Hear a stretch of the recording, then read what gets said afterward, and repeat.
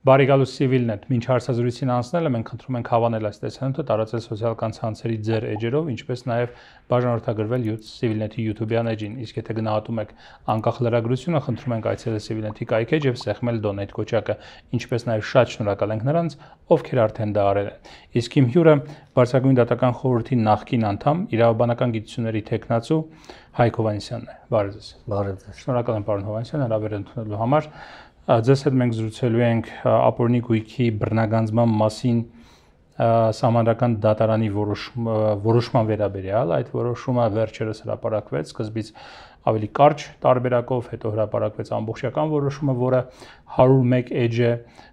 եւ որոշումը եթե շատ կարճ, ապա նրա մասին է, որ այդ օրենքը սահմանադրական է, հակասահմանադրական չէ, բայց կան նյուանսներ։ Որոնք են այդ նյուանսները։ Մեր գործում ամենակարևորը հենց ձեր ասած նյուանսներն են եւ Սահմանադրական դատարանը ասաց, որ օրենքի որոշ դրույթներ սահմանադրական են, բայց իր տված մեկնաբանությամբ եւ այս մեկնաբանությունները շատ էական են։ Ընդհանուր առմամբ Սահմանադրական դատարանի այս որոշումը նրա մասին է, որ եթե պետությունը որևէ անձի կասկածում է ապօրինի գույք ունենալու մեջ, ասենք ասում է դու ոնց որ աչքից լավ ես ապրում, դա բավարար չէ, որպեսզի այդ անձից գույքը բռնագանձեն։ Ավելին, եթե նույնիսկ պետությունը անձին ասում է, որ աչքից դու շատ լավ ես ապրում ու չես կարողանում հիմնավորել, որ այդ լավ ապրելդ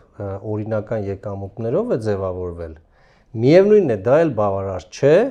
որպեսզի անձից այդ գույքը բռնագանձեն։ Իսկ միանգամից մեղավորության կանխավարկածը չի դրվում մարդու վրա, այսպես ասած։ Այո, չի կարելի ապրել եւ աշխատել այն կանխավարկածով, որ մարդը գող է, հանցագործ է, կոռուպցիոներ է, այդ փողը գողացել է։ Բայց այստեղ կարող ենք օրինակներով քննարկել, թե ինչ է ասել Սահմանադրական դատարանը։ Շատ լավ, հիմա դուք ձեր վերջին հարցազրույցներից մեկում ասել եք հետեւյալը, որ Սահմանադրական դատարանը փաստացի փոխել է խաղի կանոնները, կարելի ասել։ Ինչի նկատի ունեք այդ առումով։ Օրինակ բերեմ, ասենք ինչ որ մեկը 95 թվականին զբաղվել է բիզնեսով, Ուկրաինայից քաղցրավենիք է բերել, վաճառել է Հայաստանում, գումար է աշխատել։ Այո, քիչ չեն այդպիսի մարդիկ։ Քիչ չեն այդպիսի մարդիկ։ Հետո ասենք այդ գումարներով հողակտոր է առել Բագրևանդում, որ այն ժամանակ կոպեկներ արժեր կամ բնակարաններ է ձեռք բերել, կանխիկ վճարել է 95 թիվ, հələ մի հատ հիշեք։ Եվ հետո ասենք 2000 թվականին կամ 2002 թվականին զբաղեցրել է որևէ բարձր պաշտոն։ Եվ այդ իր ունեցած հողակտորը Բագրևանդի, որը ժամանակին ինքը գնել էր $5000, վաճառել է $50000, գնել է իր համար ավելի ճոխ տուն եւ մի մեքենա։ 2010 թվականին դադարել է պաշտոնյա լինելուց։ Հիմա 2020 թվականին, երբ որ ընդունվեց այս օրենքը, ապօրինի ծագում ունեցող գույքի բռնագանձման մասին, իրավապահ մարմինները գնում են այդ մարդու դուռը թակում են, ասում են բարև ձեզ, դուք եղել եք 5 տարի պաշտոնյա եւ տեսնում ենք, որ ձեր պաշտոնավարման ընթացքում դուք ձեռք եք բերել ճոխ առանձնատուն եւ ավտոմեքենա, Գելենտվագեն, Մերսեդես։ Պատմեք մեզ, որտեղից ձեզ այս գույքը։ Մարդը կարող է ցույց տալ, որ ասենք ինքը զբաղվել է կոնֆետների վաճառքով, Ուկրաինայից ներմուծել է եւ այդ գումարները աշխատել է, բայց կարող է եւ չկարողանա դա ցույց տա, որովհետեւ 95 թվականին կանխիկի շրջանառությունը մեծ էր, փաստաթղթավորվածությունը քիչ էր, նոտարիատ գնում էին նույնիսկ, չգիտեմ, $10,000 գործարքը ձևակերպում էին $100 կամ նվիրատվություն, այդպիսին էր մեր իրականությունը։ Եվ Սահմանադրական դատարանը ասում է, որ նույնիսկ եթե անձը չկարողանա հիմնավորել իր գույքի ծագման օրինականությունը,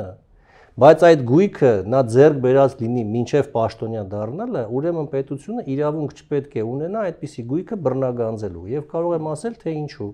Ինչու։ Որովհետեւ Սահմանադրական դատարանը նշում է, որ այս օրենքի ամբողջ իմաստը կանխարգելի չէ, որպեսզի պաշտոնյա դառնալուց հետո չգայթակղվի կոռուպցիոն հանցագործություններով, բայց եթե նա մինչ այդ որևէ գումար է ունեցել, գույք է ունեցել,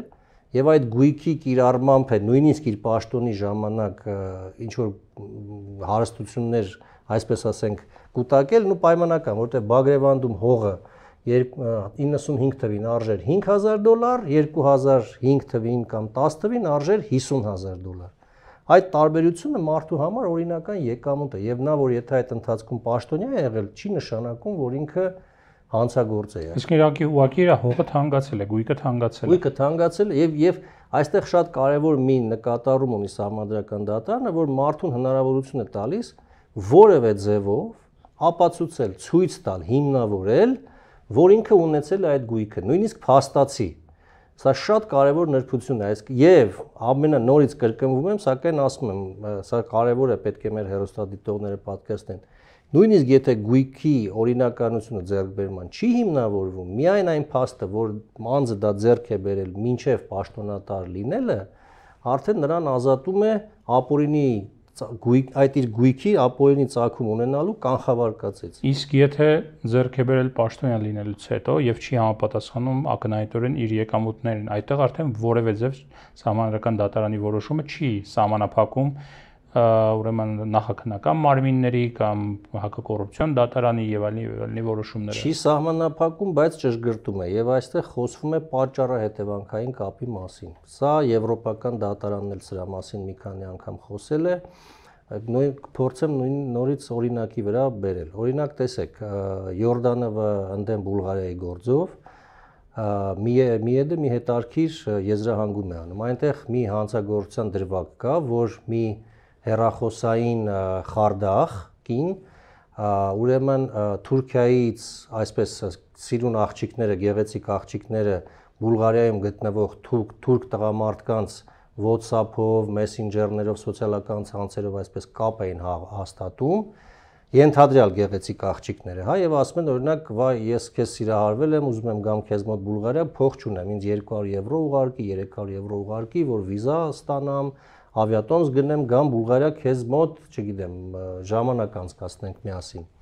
Եվ այս մարդիկ ուղարկում են այդ թուրքերը, Բուլղարիայում ապրող աշխատող ուղարկում են այդ գումարները, եւ հետո այդ կինը բռնվում է։ Իսկ քննություն է լինում եւ ապացուցվում է, որ նա զբաղվել է այդ հեռախոսային այդ խարդախությամբ, մի բան, որ մեր օրին շատ տարածված է, գիտեք։ Եվ կարողանում են ապացուցել բուլղարական իշխանությունները այդ հանցագործության փաստը։ Միևնույն ժամանակ այդ նույն կինը Բուլղարիայում հողակտոր է ձեռք բերած լինում։ Եվ բուլղարական հետաքննական, այնտեղ հատուկ մարմին է իհարկե զբաղվում այս ապօրինի ծագում ունեցող գործերի քննությամբ, առանձին մարմին է զբաղվում, ոչ թե դատախազությունը։ Եվ ուրեմն նրանք ասում են, ահա, սա բավարար է, հանցագործությունը կա, գույքը կա, բռնագանձում։ Միեդը ասեց հակառակը, որ դա բավարար չէ։ Միեդը ասում է, որ այո, մենք տեսնում ենք, որ բուլղարական իշխանությունները ապացուցել են, որ այս կինը խարդախ է, հանցագործություն է կատարել, գումար է աշխատել, փայլուն աշխատանք է կատարել քննչական մարմինը։ Սակայն ինչու՞ է թերացել բուլղարական իշխանությունները։ Նրանք չեն ցույց տվել կապը աշխատած գումարի եւ այդ ձեռք բերած հողակտորի միջև, այսինքն չեն ցույց տվել, որ այդ հողակտորը ձեռք է բերվել հենց այդ խարդախության արդյունքում աշխատած փողերով։ Եվ սա շատ կարևոր ճշգրտում է մտցնելու Հայաստանում դատախազության եւ քննական եւ դատարանների պրակտիկայի մեջ։ Այսինքն քննչական մարմինները պետք է ապացուցեն, որ ինքը ապօրինի ձեռք բերած գումարներով ձեռք է բերել այդ գույքը։ Այո, սա շատ փոխում է պրակտիկան, որովհետեւ գիտեք ինչ, մինչ այժմ անապացուցելի կարող է դարձնել, անհնար կարող է դարձնել ապացուցումը։ Մինչ այժմ մարմինները հաճախ գործել են աչքաչափով կամ կանխավարկածով, այսինքն ասել են դու մինչ հեղափոխական պաշտոնյա ես, ուրեմն ապրիորի դու հանցագործ ես, կամ դու խոշոր գործարար ես եղել մինչև 18 թվականը, ուրեմն դու ապրիորի կոռուպցիոն ձևերով ես քո կապիտալը կուտակել։ Աչքաչափն է գործել։ Հիմա Սահմանադրական դատարանը այդ աչքաչափը բերում է իրավական սահմանների մեջ, որպեսզի սա օգնելու է մեր դատախազությանը եւ քննչական մարմիններին եւ դատարաններին կատարելագործել իրենց աշխատանքը, այսինքն նրանք լրացուցիչ ջանք պետք է գործադրեն, որպեսզի ցույց տան, որ առաջինը հանցագործության փաստը, երկրորդը դրանով աշխատած գումարը եւ երրորդը այդ գումարով ձեռք բերած գույքը։ Եթե այդ կապը ցույց են տալիս, ապա նրանք կարող են դրա վրա բռնագանձում տալ։ Սա էականորեն չի դժվարացնելու process-ը։ Դժվարացնելու է, բայց նաև սահմանելու է հստակ խաղի կանոն, որովհետև մինչ այժմ այն ինչ որ կատարվել է պրակտիկայում շատ հակասական է։ Կարող եմ բերել մի օրինակ մեր հայկական պրակտիկայից։ Տեսեք, նախկին պաշտոնյային հարցնում են, այ դուք 3 միլիոն դոլարով գույք եք ձեռք բերել։ Կասեք որտեղից այս 3 միլիոն դոլարը ձեզ, որտեղ ձեր աշխատավարձը 30,000 է եղել ընդհանուր առմամբ։ Ասում է հայրս է տվել։ Հորն են հրավիրում, ասում են ձեզ որտեղից 3 միլիոն դոլար։ Հայրը ասում է ես Ռուսաստանում ունեի գույք։ Վաճառել եմ այդ գույքը, ցույց է տալիս։ Գումարը բանկային փոխանցմամբ նստել է Հայաստանում իմ բանկային հաշվին, ես էլ կանխիկացրել եմ, ես էլ կանխիկացման ամփոփագիրը, անդորագիրը բանկից եւ այդ գումարը տվել եմ իմ մինուճար որդուն։ Մի տղա ունեմ, իմ տղային եմ տվել, ասել եմ տղա ջան, վերցրա, ինչ ուզում ես արա, տղաս էլ գնացել է, գույք է գնել։ Մեր մարմինը քննչական ասում է չեմ հավատում։ Չես տվել տղայիդ։ Այդ գույքը քո մինուճար տղային չես տվել։ Այդ գույքը ինքը ապօրինի է ձեռք, ապօրինի ստացած գումարներով է ձեռք։ Ուրեմն տղան պաշտոնյա է եղել, նշանակում է եղել է հանցագործ, նշանակում է որ ապօրինի է ձեռք բերել։ Եվ սա քանդում է հայկական ավանդական ընտանիքի մասին պատկերացումը, որովհետև մենք ծնողներս դեպի հավերժություն մեր տոմսը գնում ենք մեր երեխաների միջոցով, ճիշտ է, իրենց կրթության վրա գումար չենք խնայում, իրենց լավ ապրելու վրա գումար չենք խնայում, այսինքն հիմա սա ուղղակի կատակ է, սա իրականություն է, չէ որ քանդում է ավանդական ընտանիքի մասին պատկերացումները, չէ, եթե չեմ սխալվում, քննչական մարմնի մոտեցումը, եթե չեմ սխալվում, սա վերաքննիչ դատարանի ձևակերպումներից է որոշման մեջ, եթե չեմ սխալվում, այդպիսի մի բան կա, այո, որը իրականության մեջ հետաքրքիր է, այո։ Բայց տեսեք, սա իրոք խնդիր է, այսինքն սա նախ ստիպելու է եւ փաստաբանները բավականին լուրջ աշխատեն, որպեսզի փորձեն այդ կապերը բացահայտել կամ հերքել կապը, իսկ մեր դատախազությանը եւ դատարաններին հակառակը նույնպես ստիպելու է շատ աշխատել, որպեսզի այդ կապը ցույց տալ, որտեղ այսօր գիտեք եւս մեկ ինչ խնդիր ունենք։ Մենք փոքր ազգ ենք, բոլորս իրար քավոր սանիկ ենք, բարեկամ ենք, եւ այստեղ կա մի խնդիր, փոխկապակցված անձանց խնդիրը։ Օրինակ, երկու եղբայր են, մեկը չինովնիկական կյանք է իր համար հետապնդել, մյուսը գնացել է Ռուսաստաններ կամ Գլենդելներ եւ այնտեղ հարստացել է։ Հետո եկել է Հայաստանում, ասենք, ներդրումներ է արել։ Հիմա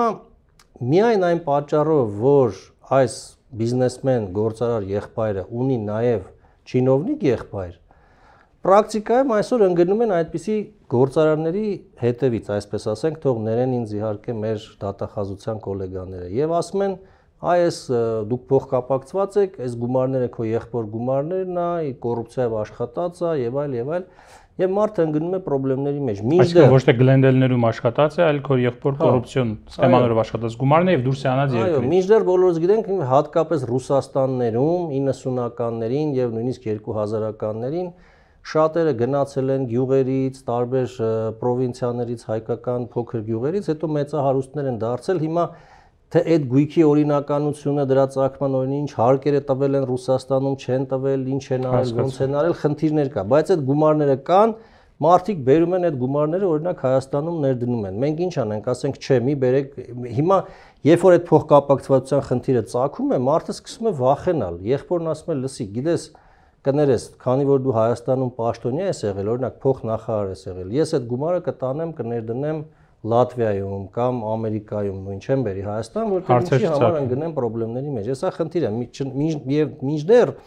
փոխկապակցվածության վերաբերյալ նույնպես խիստ կանոններ կան։ Օրինակ, նրանք պետք է համատեղ տնտեսություն վարեն, կամ ասենք այդ չինովնիկ եղբայրը իր ոչ չինովնիկին կամ հակառակը գործարար եղբայրը իր չինովնիկ եղբորը, ասենք, շենք նվիրած լինի շուկայականից 80%-ից էժան։ Օրինակ 1 միլիոն դոլարանոց շենքը $200,000 նվիրի եղբորը։ Այդ ժամանակ հարցեր կարող են ցակել։ Չեմ ուզում տպավորություն ձևավորվի, որ ես կոռուպցիոներների կամ ինչ որ հանցագործ գործնեությամբ ծավալած պաշտոնյաների փաստաբանի դիրքերից եմ հանդես գալիս։ Ես ուղղակի հանդես եմ գալիս արդարության դիրքերից, որտեղ այդ աչքաչափը, որով գործում են հաճախ նախաքննական մարմինները, կարող է օգնել, բայց կարող է եւ խանգարել։ Այսինքն, եթե մի նախադասությամբ ամփոփեմ ասածս, միայն կանխավարկածը, որ գույքը ապօրինի ծագում ունի, այլևս բավարար չէ դրա վրա բռնագանձում տարածելու համար։ Հասկանալի է, բայց տեսեք, այնուամենայնիվ, եթե Սահմանադրական դատարանը նման որոշում է կայացրել, որ անգամ եթե պաշտոնավարումից հետո է նա ձեռք բերել գույք, որը չի համապատասխանում իր ակնհայտորեն դուրս է կամ չի համապատասխանում իր ունեցած եկամուտներին պաշտոնավարման ընթացքում, ապա պետք է դեռ ապացուցվի արդյոք այդ ապօրինի ստացած եկամուտներով է այդ գույքը ձեռք բերել, որ մի հատ էլ բռնագանձվի այդ գույքը, արդյոք սա չի քանդելու այս ամբողջ գործընթացը կամ այդ գործընթացի ճարտարապետությունը, որովհետև արդեն կան փաստաբաններ, իրավաբաններ, որ ասում են այս գործընթացը կոլապսի է ըստ էության ենթարկվելու։ Այստեղ կարևոր է հասկանանք գործընթաց ասելով ինչ նկատի ունի։ Ապօրինի գույքի հետ վերադարձման կամ հետբերման բռնագանձման գործընթացը։ Եթե ապօրինի ծագում ունեցող գույքի գործընթացում մենք պետք է թացը խառնենք չորի հետ եւ դա անվանենք գործընթաց, ավելին, եթե մենք ապօրինի ծագում ունեցող գույքի վերադարձը, բռնագանձումը պետք է վերածենք վրեժխնդրության, քաղաքական հաշվեհարդարի, ապա եթե իմ ասած քաղաքական հաշվեհարդարը, վրեժը եւ հախուռն բռնագանձումը թացը չորին խառնած կոլապսի է ենթարկվում, ապա դա հիանալի է, որտեղ մեզ պետք է, որպիսի բռնագանձումը տեղի ունենա իրավական գործընթացի միջոցով եւ արդար, որպիսի իրավական որոշակիություն լինի մեր երկրում։ Հակառակ դեպքում ՍԴ որոշումը թույլ չի տալիս թացը խառնել չորի հետ։ Իհարկե, ՍԴ որոշումը հստակեցնում է, ավելին նա ինչ է արել, ընդամենը վերցրել է մեր պրակտիկան եւ օրենքը, համապատասխանեցրել է Վենետիկի հանձնաժողովի տված կարծիքին եւ միեդի նախադեպին։ Ինչու այդքան երկար ժամանակ պետք եկա, որ ՍԴ-ն նման որոշում կայացնի։ Սա լավ հարց է, պետք է հարցնել Սահմանադրական դատարանի գոլեգաներին եւ կարծում եմ նախ նրանք ուսումնասիրում էին պրակտիկան, որովհետեւ իրենց աշխատակարգային որոշումները որ նայեք, այնտեղ կային բազում փաստաթղթեր, օրինակ ասենք դատական դեպարտամենտից այս 4 տարիների համար ստացած պրակտիկան, որը նրանք վերջում որոշեցին չկցել գործին, ինչու, որովհետև գրեցին, որ հնարավոր էր այդ գործերով անհատական դիմումներով դիմեն Սահմանադրական դատարան եւ որպեսզի շահերի բախման խնդիր չառաջանա, եւ այդ մի շարք խնդիրներ, Վենետիկի հանձնաժողովի ուրեմն կարծիքը եկավ եւ այլ, դե բարդ է, սա շատ բարդ խնդիր է, Հայաստանը երբևէ այսպիսի օրենք չի ունեցել, խաղի կանոնները լրիվ այլ են եղել, հիմա խաղի կանոնները փոխվել են եւ ես իմաստով Սահմանադրական դատարանը եւս մի կարծում եմ խելացի քայլ է կատարել, նա ազգային ժողովին պատգամել է ի վերջո կարմիր գծեր գծել, թե մինչև 2020 թվականը պաշտոնատար անձ եղած անձանց համար, թե 2020-ից հետո ով որ պաշտոն է ստանձնում նրանց համար, որտեղ եկեք պատկերացնենք մի իրավիճակ, որ անձը 2021 թվականին պաշտոնյա է դարձել, հետո 23 թվականին դադարել է պաշտոնյա լինելուց եւ գույքեր է ձեռք բերել, այդ ասենք անձը այդ ժամանակ եղել է 30 տարեկան, 23 թվից հաշվենք 50 տարի, անձը դեռ 80-ամյա է, ինչպես ասում են, ոտքով ձեռքով է, մեկ էլ գալիս են նրան դատախազությունից, ասում են 23 թվականին 53 տարի առաջ գույք եք ձեռք բերել, ցույց տվեք դրա օրինականությունը։ Այստեղ Սահմանադրական դատարանը երկու կարմիր գիծ է առաջարկել ազգային ժողովին գծել։ Մեկը այն պաշտոնյաների համար, որոնք 91-ից մինչև 20 թիվն են եղել, որևէ հատվածում եղել են պաշտոնյա, այսինքն առաջարկել է սահմանել մի վաղեմության մի ժամկետ վերջնագիծ։ Օրինակ 2000, ասենք 35 թիվը կարելի։ Ինչու է նման ջրբաժան դրել մինչև 20 եւ 20-ից հետո, որովհետեւ ուրեմն հայտարարագրման գործընթացն է մտել ավելի այսպես բնականon վիճակի մեջ։ Եվ դա եւ օրենքի եւ համապարփակ դարձել։ Եվ օրենքի ընդունումը 20 թվականին նոր խաղի կանոններ են։ Եւ ասեմ ձեզ, օրինակ 20 թվականից հետո պաշտոնյաները բոլորը, նույնիսկ գործարարները արդեն իրենց բոլոր բանկային չեկերը պահում են, տուրիստական այդ բոլոր եւ ծախսը հիմա տեսեք շատ է բարդացել, կա կոռուպցիայի կանխարգելման հանձնաժողով, այնտեղ սկզբում միայն գույքի եւ եկամուտների հայտարարագիր է տալիս, բայց հիմա նաեւ ծախսերի հայտարարագիր է տալիս, այսինքն հիմա պաշտոնյայի եկամուտները ու ծախսերը շատ ավելի թափանցիկ են, քան դա եղել է 95 թվին, 6 թվին, 8 թվին։ Այո։ Եվ բայց նույնիսկ այս պայմաններում Սահմանադրական դատարանը առաջարկում է ունենալ վերջնաժամկետներ։ Ինչու՞։ Օրինակ, անձը 23 թվին դադարել է լինել պաշտոնյա, նա պետք է իմանա, որ իրեն պետությունը իր ձեռք բերած գույքերի մասին որոշակի ժամկետում պետք է հարցեր տա։ Օրինակ 10 տարի, որ մարդը իմանա, որ 2033 թվից ներքև այլևս իրեն հարցեր չեն տա, սա հեղափոխություն չի լինի, զորօրինակ չի գա իշխանություն եւ սկսի սանրել չգիտեմ։ Բրավո, որովհետեւ 91 այո, որովհետեւ թվականից սա իրավական որոշակիություն է, բ նույնիսկ քրեական հանցագործություններով, մարդասպանությունով, որը որ աստվածաշնչյան, ասենք, արգելված արարք է, չէ՞, մարդուն կյանքից զրկել է, նույնիսկ դա վաղեմության ժամկետն է։ Հիմա, այո, հիմա ազգային ժողովի ես ճիշտ եմ հասկանում, պետք է փոփոխություններ մտցնի սահմանադրական դատարանի որոշմանը։ Այո, իհարկե։ Օրենքում պետք է փոփոխություններ մտցնի։ Հասկանալի, ինչին չի անդրադարձել սահմանադրական դատարանը։ Շատ լավ հարց է, կա օրինակ երկու ցավոտ խնդիր, մեկի մասին կցանկանայի խոսել, օպերատիվ հետախուզական միջոցառումների արդյունքում սկսվող ուսումնասիրությունները։ Այս հարցը բաց է մնացել։ Օրինակ բերեմ, ասենք դուք ունեք առանձնատուն եւ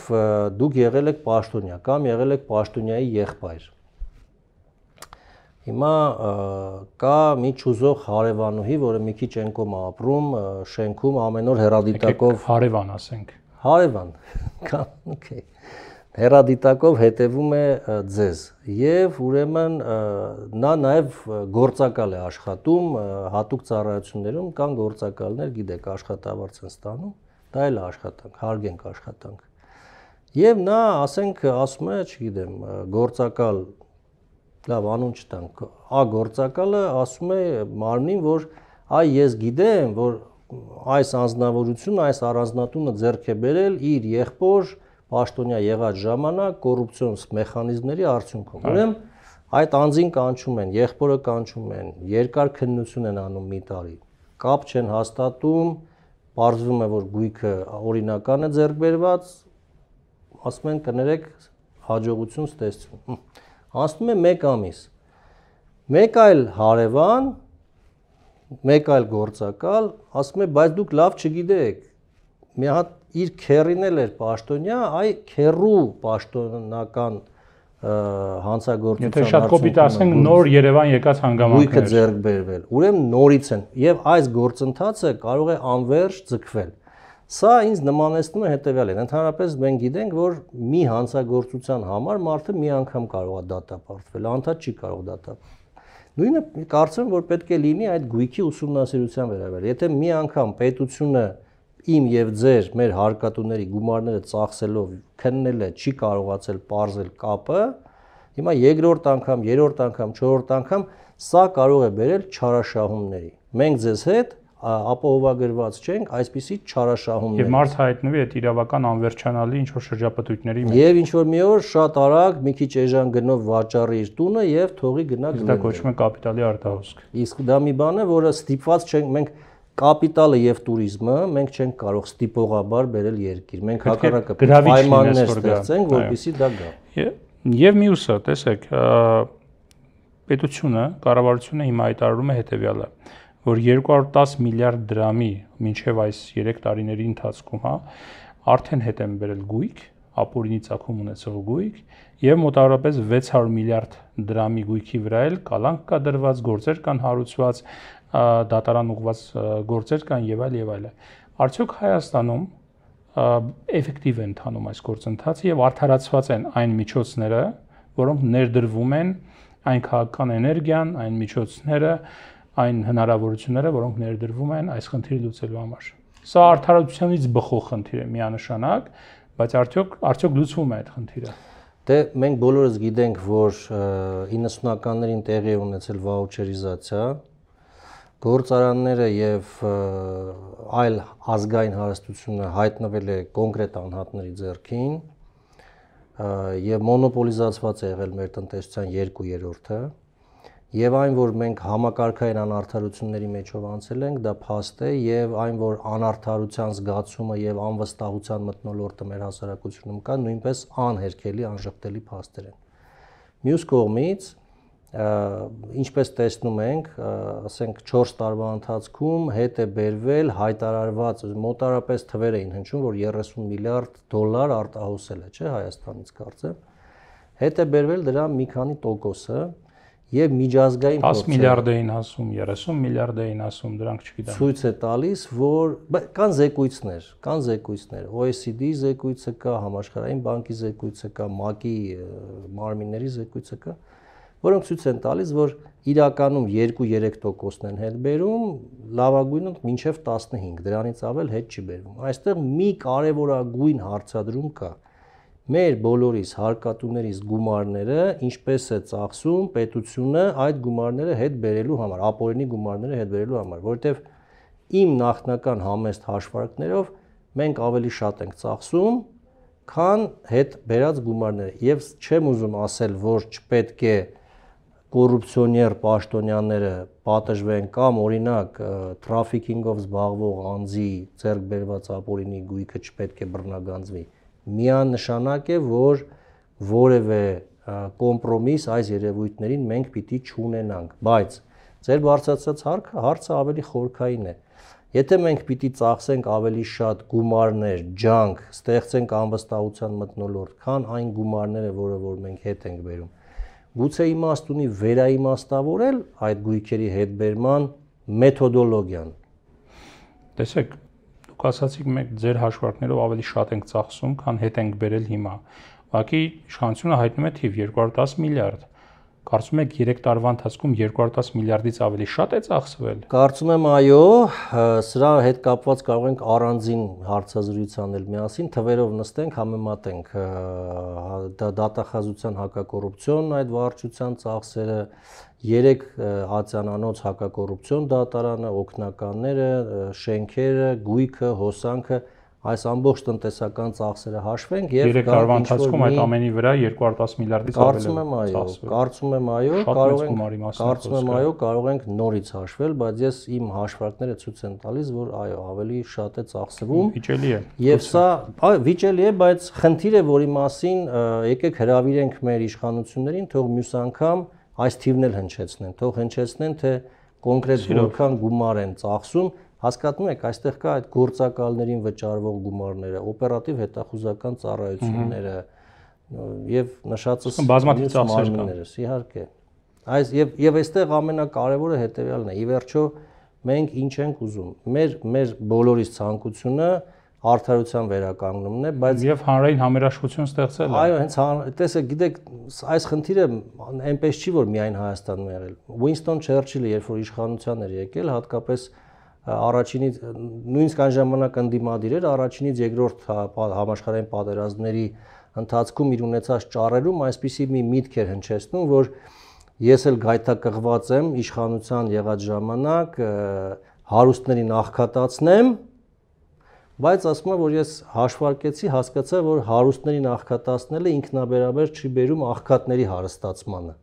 Սա խնդիր է, այսինքն այդ Ռոբին Գուդյան մոտեցումը, որ հարուստներից վերցնենք կամ Շարիկովի մոտեցումը, որ ասում էր «Всё отобрать и поделить»։ Երբեմն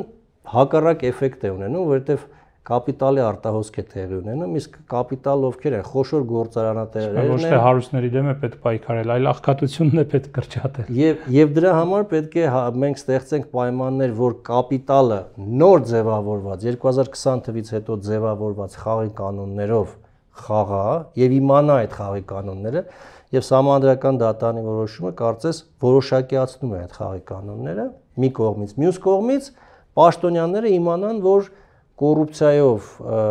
ձեռք բերված գումարները իրենցից պետությունը մի օր գալու է տանել, բայց նույնպես անալոգիա տանելով հանցագործության այլ տեսակների հետ, որոնք ունեն վաղեմության ժամկետ, դա էլ պիտի ունենա վաղեմության ժամկետ։ Եկեք այսպիսի մի բան պատկերացնենք, եթե պաշտոնյան ինչ որ մի բան գողացել է պետությունից, հետո 40 տարի դրա վրա նստել է, հետո 40 տարի հետո դա մցրել է տնտեսության մեջ, ներդրում է կատարել, սա խնդիր է, մենք այդ գումարը բռնագանձելով ավելի շատ օգուտ կտանք մեր տնտեսությանը, սոցիալապես անապահով մարդկանց եւ երկրի ընդհանրապես ներդրումային գրավչությանը, թե այդ գումարը հետ բերելով։ Նույնպես այստեղ շատ կարևոր է եւ այդպես լիներ արևմտյան աշխարհում շատ հարուստների պետք է կուլակաթափ էին մոտավորապես։ Դե այո, սա ինքը ինչ որ իմաստով կուլակաթափման նման է եւ հատկապես արևմտյան աշխարհը իր խոշոր կապիտալը ձևավորել է ստրկության, ստրկատիրության վաճառք, ստրուկների վաճառք, գաղութացում, գիտեք, Աֆրիկա, Հնդկաստան, Ինդոնեզիա գաղութներ։ Եվ այստեղ ամենակարևոր եւ կուզեի ամփոփել, որ այս որոշումը Սահմանադրական դատարանի օգնում է նաև, որպեսզի մեր փողերով աշխատող պետական մարմինները ավելի արդյունավետ աշխատեն։ ՍԴ-ն ինչ է ասում, ասում օրինակ գույքի ձեռքբերումից հետո սահմանեք վերջնաժամկետ։ Ինչ սա շատ լավ բան է։ Օրինակ պատկերացրեք վաղ ազգային ժողովը սահմանում է 10 տարի ժամկետ։ Օրինակ անշարժ գույքը գրանցվեց կադաստրում,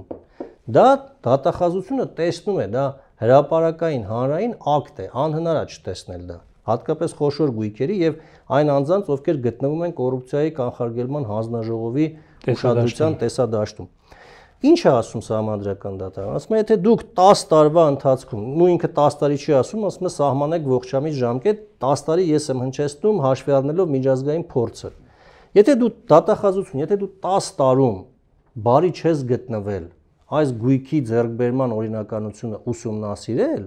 եւ կամ հիմնավորել, որ ապօրինի է բռնագանձել, պաշտոնյային է դատապարտել, կամ տեսնել, որ օրինական է եւ բոլորին հանգիստ թողնել, 10 տարին անցավ, ուրեմն պետք է իրավական որոշակիության գործիքակազմը աշխատի, մարդը հանգստանա, թեկուզ եւ հնարավոր է, որ ինչ որ մի բան այն չի եղել։ 10 տարի ունես, արդյունավետ աշխատի։ Չէ՞ որ մենք հարկատուներս վճարում ենք դրա համար, որովհետեւ մեր պետական մարմինները աշխատեն արդյունավետ եւ արդարության մթնոլորտը վերականգնեն Հայաստանում։ Շնորհակալ եմ զրույցի համար։ Ես էլ։ Սիվիլենտի տաղավարում ես զրուցեցի Հայկ Հովհաննիսյանի հետ։ Առողջ եղեք, կհանդիպենք։